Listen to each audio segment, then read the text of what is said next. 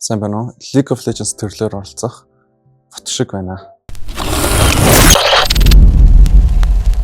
Анх баг 6 настай хахад манай аав гэрт компьютер авч өгөхөд тэр үед 6 настайгаас эхлээ ер нь CS 1.6 тоглож эхэлсэн. Байнга тоглодог байсан ч гэсэн ер нь бол 1.6-г бол баг өсвөр нас хүртлээр тоглож байсан.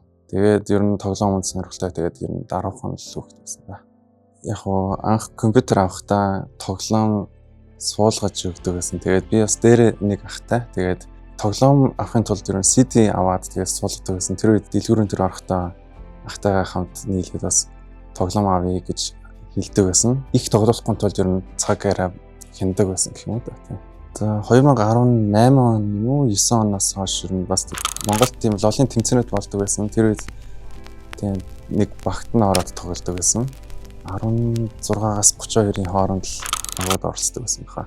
Тэр үедээ бол хамгийн их тоглодог байсан гэвэл Гамбат буюу UG-тэй хамгийн их тоглодог байсан. За лолын төрлөөр мэргэжлийн тоглогч болох хүсэлтэй байсан үе бол байсан. 2022 оноос 24 онд би бас лолын төрлөөр Америк их сургуульд тэтгэлэг аваад явж байсан. Тэгээ тэр үед бас илүү их яг мэргэжлийн тоглогч болох боломжтой байсан. За лолын төрлөөр тэтгэлэг авах үе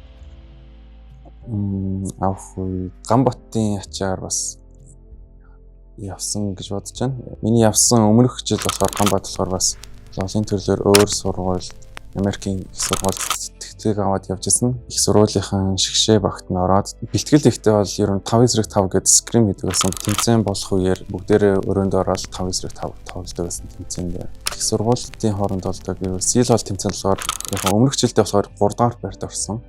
Тэр болохоор маш сайн үзүүл. Тоглогч нар бас ихэнхдээ бас байнга өөрчлөгддөг. Зарим нь мэргэжлийн тоглогч болохоор явдаг ч юм уу. Тэр жилдээ очсон жилдээ болохоор Гамбат болохоор мэргэжлийн тоглогч болоод бас шууд яваад өгсөн.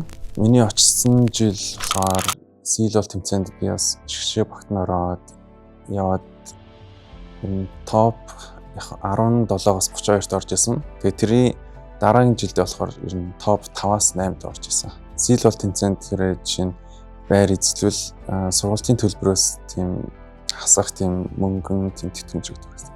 Тэр үед болохоор бас e-спорт нэг хөгжөөг байсан болохоор наав ээж болохоор бас нэг сайнаар хүлээж авдаггүй байсан. Тэгээ тэрнээс хойш бол арай тэмцээнд ороод эхлэнгүүд арай гайгүй хүлээж авдаг болсон. Анх шигшээ багт нь орон гэхэд бас миний уур чадвар бол арай хүрээгүй гэх юм уу. Арай хангалтгүй байсан гэж би бас боддیں۔ Тэрэндээ бас уур чадвараа сайжруулах тал дээр нэлээд их анхаардаг байсан.